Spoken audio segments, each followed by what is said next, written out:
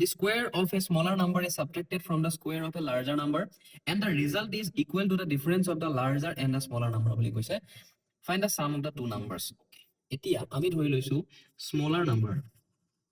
number to x আৰু larger number to y বুলি আমি ধৰি ললো okay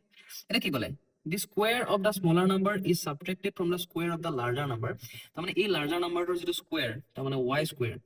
আৰু smaller number ৰ যেটো square তাৰ মানে x square এটো কি কৰিছে আমি subtract কৰিছে তাৰ মানে minus কৰিছে কৰোতে and the result is equal to তাৰ মানে ইয়াৰ যেটো result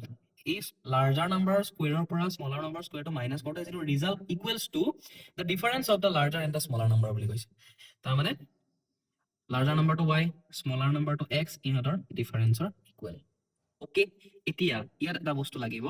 আমি যাতে জানিব লাগিব a square minus b square মানে হৈছে a minus b into a plus b যেনেকৈ আমি a plus b whole square পঢ়িছিলো a minus b whole square পঢ়িছিলো ঠিক একেদৰে এটো হৈছে a square minus b square মানে a minus b into a plus b এটো হৈ যাব y square minus x square মানে এটো হৈ যাব y minus x y plus x equal to y minus x এতিয়া এইফালে y minus x ইয়াৰ লগত মাল্টিপ্লাই হৈ আছে এইফালে y minus x আছে গতিকে y minus x কেনসেল হৈ যাব থাকি যাব কিমান y plus x equal to 1 থাকি যাব equal to 1 থাকিব এতিয়া what is mean by y plus x মানে হৈছে larger number smaller number to plus কৰা হয়নে বা sum কৰা the sum of the two numbers এটা আমি কলিয়াব দিছে আমি কিমান পালো 1 পালো option number c will be the correct option